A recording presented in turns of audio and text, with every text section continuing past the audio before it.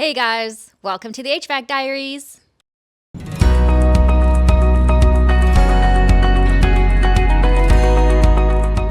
Hey guys, welcome to your favorite vlog of the week.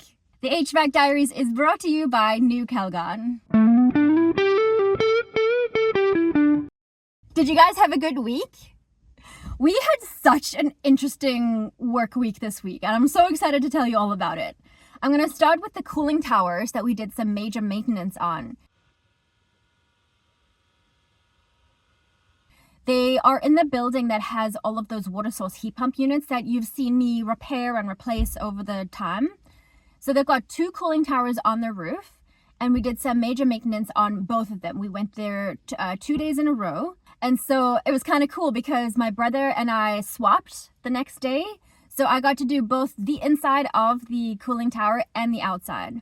So let me explain a little bit. So what we did was we sanded down all of the rusty spots on the motor shaft. It's a 10-foot motor shaft. Sanded all the rusty spots down and resealed it with some spray from 𝐑𝐄𝐋𝐄𝐕𝐀𝐍𝐓. It's like a waterproof sealant. We greased all of the bearings. Each of them have 2 bearings. We changed the V-belts on both of them. They each have 4 V-belts that are size B136, which are literally the size of me. And we also power washed the inside of the cooling tower and got rid of any debris that is in there. And it's pretty crazy what I found in there. On the one side, there were lots of little rusty bits, like metal bits. And on the other side, it was lots of silty goop that I pulled out. A couple of years ago, one of those 10-foot motor shafts actually snapped unexpectedly just before a long weekend because it had actually rusted right through. Those shafts are hollow inside, so it rusted enough to just snap, and it busted both of the blower wheels, which are so massive, and also the bearings. So we had to rush in all of these parts from, I think they came from San Francisco or something. They rushed them into us, and we did an emergency repair over the long weekend, and it honestly cost this client a fortune to get that cooling tower back up and running. So now they are proactive about it. They want to do this maintenance every year. So every year we'll go there, we'll sand down the rusty spots, reseal the shaft, grease the bearings, change the V-belts, and yeah. We were actually supposed to go back to the cooling towers for a 3rd day in a row to replace the pump motor.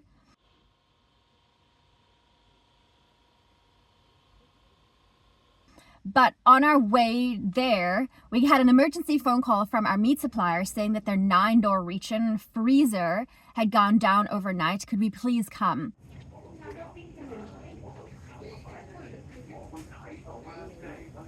And so we went there instead. We kind of made a detour first. We went there and we ended up spending most of the day there because they had a massive refrigerant leak due to a copper pipe rub out. And that system lost all of its refrigerant and its oil, so we had to deal with that pretty quickly. If you've been following along with the salmon hatchery job, I've got an update on that for you guys. We replaced the condensing unit this week as planned.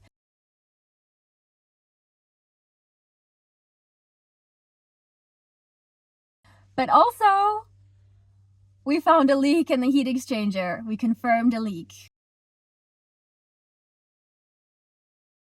I did a quick nitrogen blowout on 3 condenser coils on 3 different reach-in coolers. Actually, I think there were 2 coolers and 1 freezer, and they were at a little taqueria place.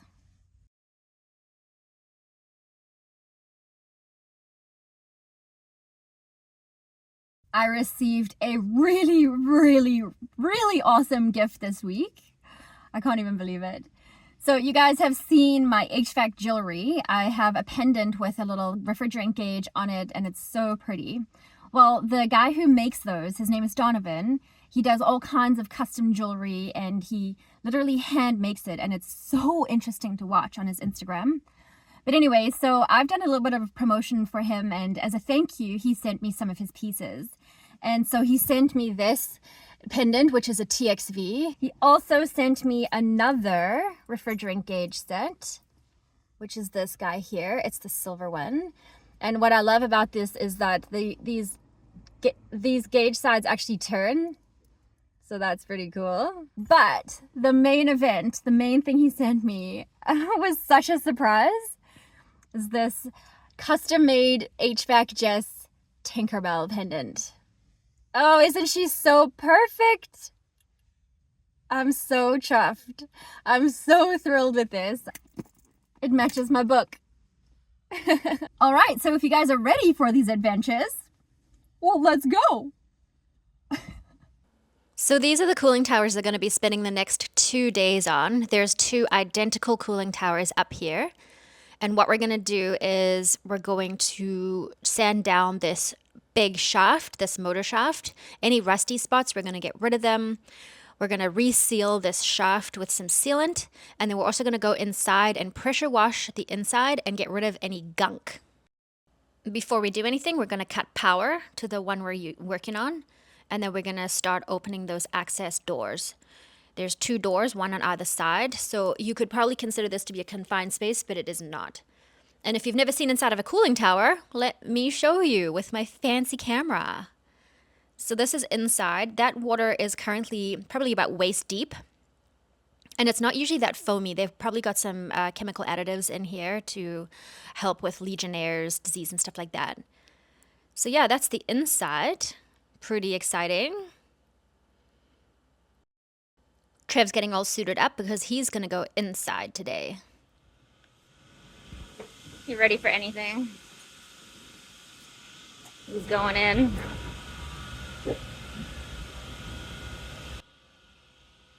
So once Trev gets his butt in there, I'm going to hand him the pressure washer and then he's going to get started on that.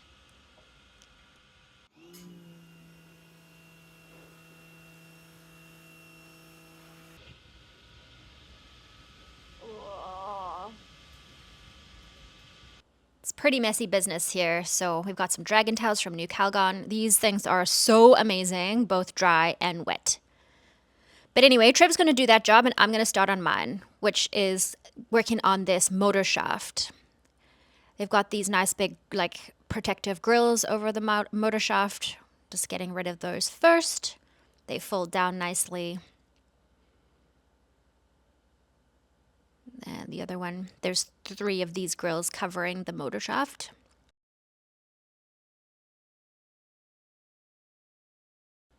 Okay, now it's accessible. So let's go and see what we're up against. See all those rusty spots on there? I'm going to get rid of all of those. And I'm going to use a wire brush on an angle grinder. Pretty exciting. So yeah, I'm just going to brush all of the rust off of it completely. These blower wheels are so massive. But yeah, just brushing. It's really hard on the forearms. And then I'm going to go to the middle bit, which is the longest part of the shaft. And it actually isn't terribly rusty. I'm just going to do a little bit of spot brushing with my fancy tool.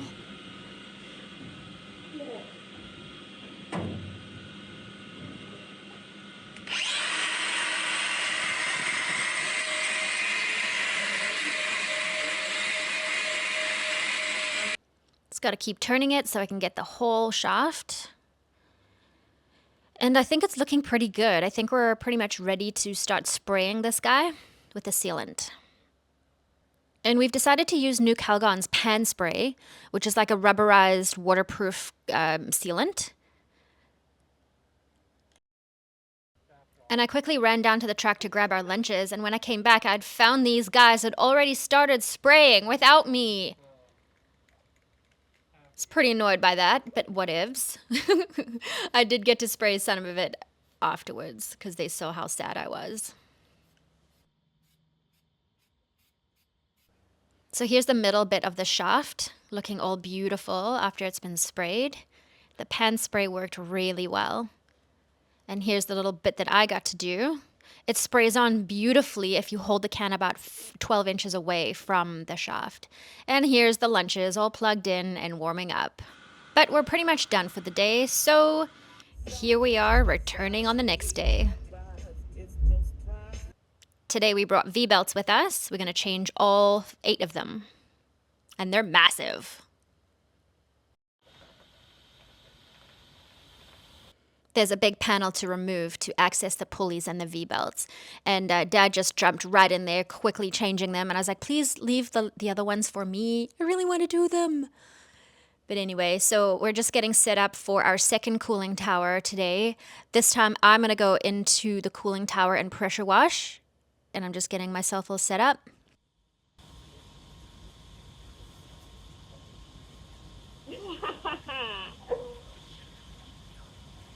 I'm wearing my Helly Hansen waterproof pants and my brother's gumboots.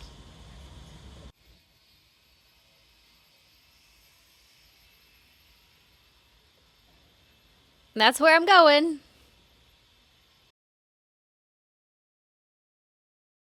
You saw me do this yesterday, and I'm actually going to climb it on the other side because there's no float or anything else to contend with. So I'm just going to get my little body inside. It's not weird at all. Okay, I'm in. We've already drained this tank, so it's not up to my waist. It's just up to my calves, basically. And it's really difficult to maneuver around in this thing because there's like not really a platform to walk on. Anyway, there's this little like grate thing that it catches debris. It's more like a sieve, I guess. And it's usually plastered with gunk, but today it's not that bad. I bought some dishwashing rubber gloves, literally from the grocery store, and these things saved me. So while Trevor is sanding down that motor shaft on the outside, I'm going to spend all of the time pressure washing the inside of this and removing all of the gunk that I can. I just have this little dustpan and a bucket, and all of that is like big rusty bits. I couldn't believe the chunks that I was pulling out of there. Anyway, so I would grab as much gunk and then keep pressure washing and then grab more gunk and then keep pressure washing and do that over and over again.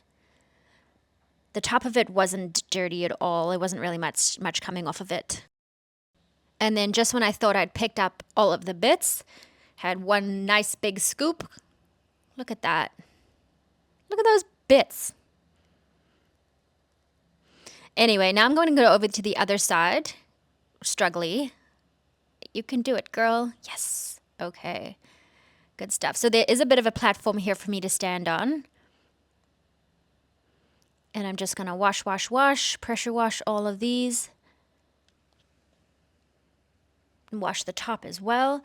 But then the platform that I'm standing on didn't allow me to put my little dustpan underneath there. So I started scooping with my hands and I got so much stuff out of there.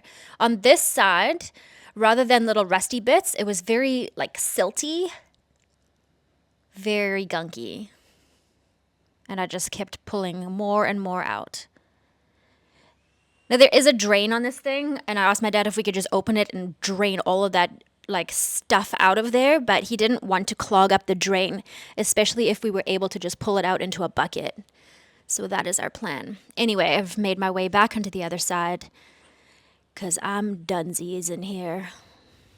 Ah! Very, very carefully climb out. And then I can disrobe.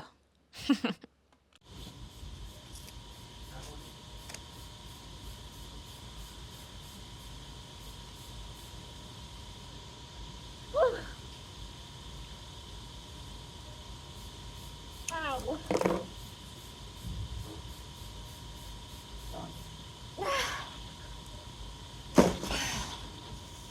My ears.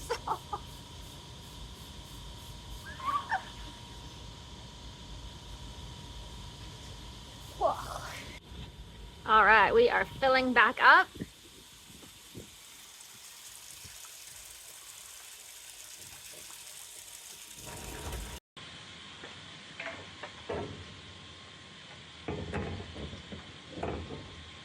All right, now I'm going to tackle these V-belts that are literally the size of me. I'm going to start by loosening the V-belts by turning that big bolt that brings the motor towards me. And you can see the V-belts are becoming more and more slack as I do that. And I can pull them each off one by one very carefully. It's literally the size of me. Number 2. And then 3 and 4.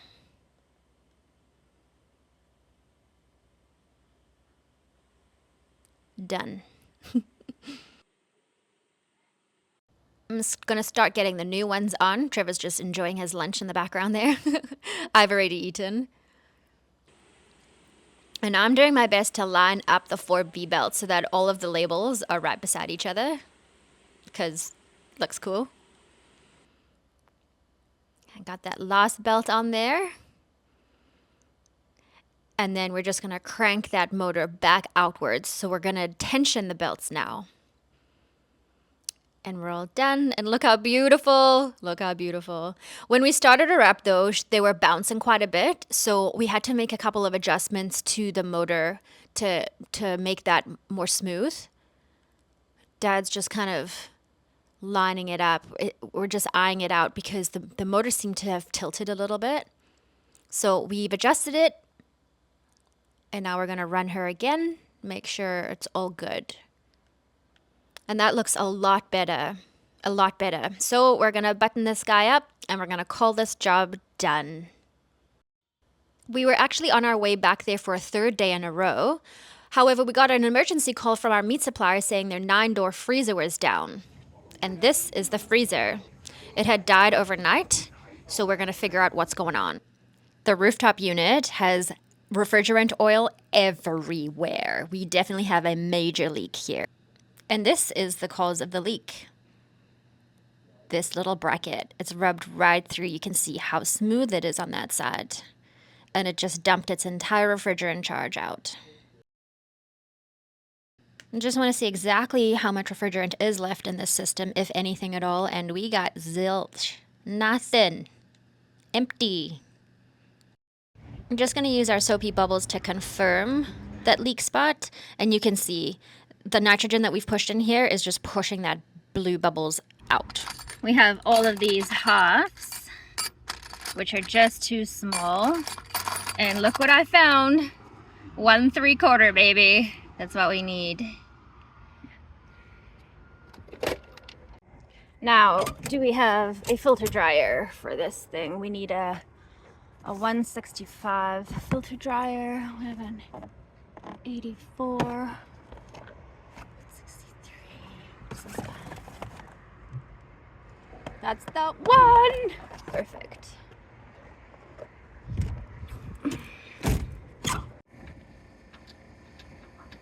Oh shit. It's not a 165, this is a 164. But luckily we had a 164 in the truck as well, so we didn't have to leave site and go to the supplier. We just had one with us. So we got that new filter dryer in. 404. Yes. We also added more refrigerant oil because all of the oil leaked out with the refrigerant. So we're just pushing that into the compressor.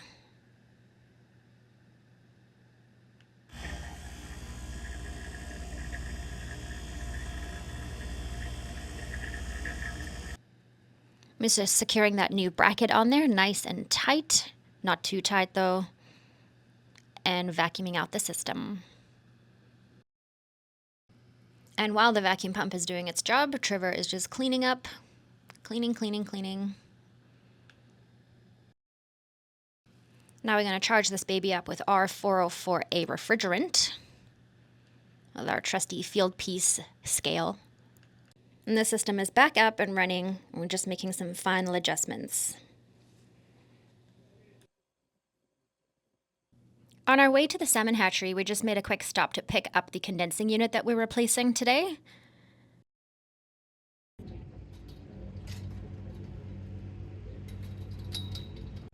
Alrighty, we're getting rid of this guy today. See ya.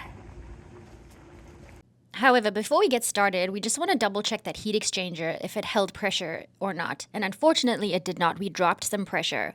So today we're bumping it up with nitrogen to about 300 pounds of pressure. And this time our leak detector went nuts. Mm. Oh yeah, it's everywhere. Can you hear that? You can hear that, right? Oh yeah, you can hear it leaking in there now. And this freaks out. But now it's not. Now you can't hear it leaking anymore, Because we probably lost. and it's the same pressure. This is so hard to explain. So we thought maybe if we heated up all the pipes there, we would have another indication of a leak, but there was just none. So we disassembled everything. This is the inside of the heat exchanger. There's these little coils inside. I guess they're cooling coils. And perhaps the leak is in there. We just don't know yet. So we're going to pull that thing out. It's still under nitrogen pressure. And we're going to start checking things. This is the inside, the little casing. And once again, our leak has turned into a ghost. We just cannot find it with the sniffer anymore. It's the strangest thing to explain. But then we got something. Sort of. Sort of.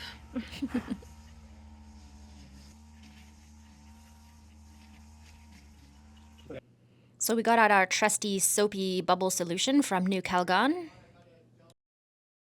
All right, well, Trevor was our detective today, and this is our problem. So there's that mystery solved on this guy, and we are still going to replace this guy because it is also leaking. We confirmed that a couple weeks ago. So there you go. This was the absolute best situation for us because a pressure switch is easy peasy to replace. Out with the old, in with the new. All right, on to the main event. We're going to get this swapped out. And I don't think this panel has been opened in years. I have such a hard time with this. Miraculously, there weren't any live spiders in here. Please don't be something hiding in there, please. Such a girl. Girl. Sounds like if we had a feather. Start tickling your arm. Don't even tickle my arm. Oh, there's a worm. That little spider just crawling up your arm. Oh, there's actual worms in here. Now I just have to determine all of the wiring. Transformer, that's going to your contactor. And got everything nicely labeled before we start pulling these out.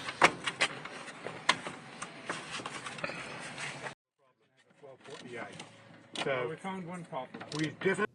All right, so everything has been disconnected and removed. And then Trevor's just going to give me a quick lesson on some wiring. The reason why the wiring is different in this is because it's cooling only, not a heat pump.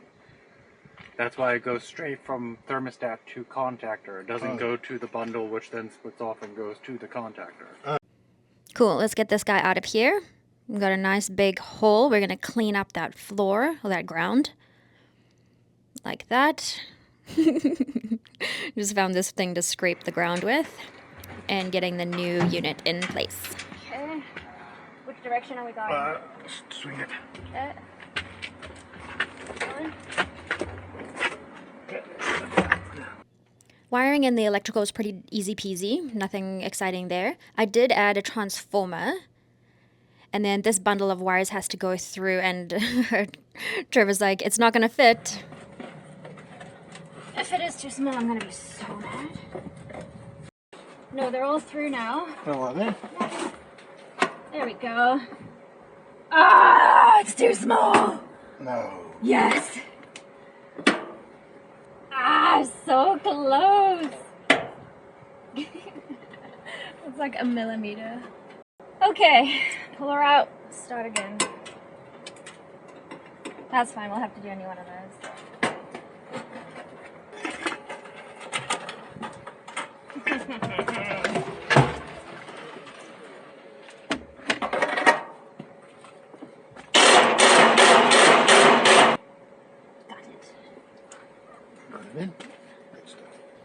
I hate it when my brother is right and I am You wrong. may have been right by like a millimeter. Yeah, you know what the problem is? That's all I freaking needed was a millimeter of space. You know what the issue is? What? It's because that's a taper bit, Yeah. so it doesn't actually cut the bottom portion of it the same size. If you had done... Alright, now I can start wiring in the controls. There's not a whole lot to them. I got my pressure switch all wired in, transformer wired in, contactor wired in. Now we've got that heat exchanger back and we're just gonna put everything back together.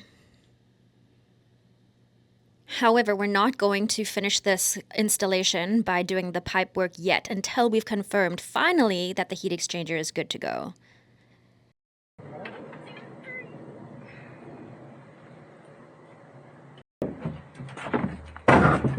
So we'll be back early next week to confirm that and finish this installation. And before heading home, we're just gonna make a quick stop to get rid of this hunk of junk in our in our truck.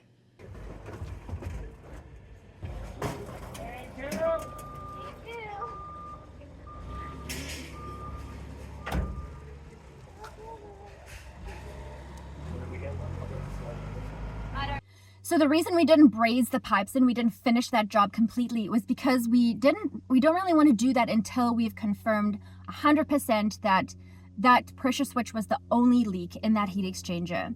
So we on Friday we changed the condensing unit and we left the heat exchanger under a 3rd or 4th pressure test after replacing that pressure switch. So when we go back there next week, we're going to test that heat exchanger. And then we'll finish the job. We'll get all the pipe work done, and then we'll be able to vacuum and charge the system, and she'll be good to go. Well, that's all the stories I have for you guys this week. Thank you so much for joining me on the HVAC Diaries HVAC vlog. This week was really exciting, and I'm so happy to bring all of these stories to you. And I appreciate every single one of you guys watching and following along and commenting. So thanks again, and see you next time. Bye. If you guys stayed for last week's vlog bloopers, you would have seen the towels that I used. I really like this situation. I have towels on the front, towels on the side. Sitting here avoiding the sunshine. Jobs this week, so I've got lots to tell you about. Don't really know where to start, but I think I'll go with the... We had such an interesting, cool bud. So what we did was we rusted down? What? Okay. One of those 10-foot motor shafts. Change the pulleys. Sorry, change the... fuck. We're gonna replace it. I don't care.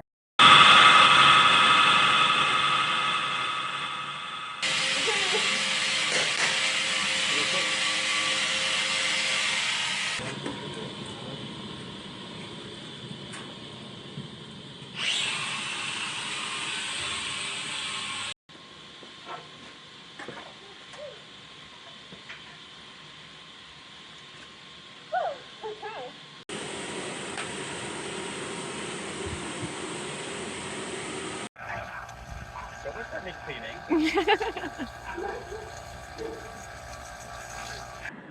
Just wanted to confirm that we're here. Oh, that was so loud. Not a tiny little... Bam! No, I pushed it. Just made it slip. I pushed it down. It's slipping up. Number one slipper. It's not going straight. It's not going on straight. Want it closer to you? Yeah, a tiny bit. Oh, just pick up that little... Yeah, got it. Okay. In the back there. How am I doing? Yep, this is pretty close. Yeah. Yes, no problem. Come on. Common and R. Thanks. I am so hungry. My stomach is like, pretty sure it's lunchtime. Of the other batteries, 67% more lifetime.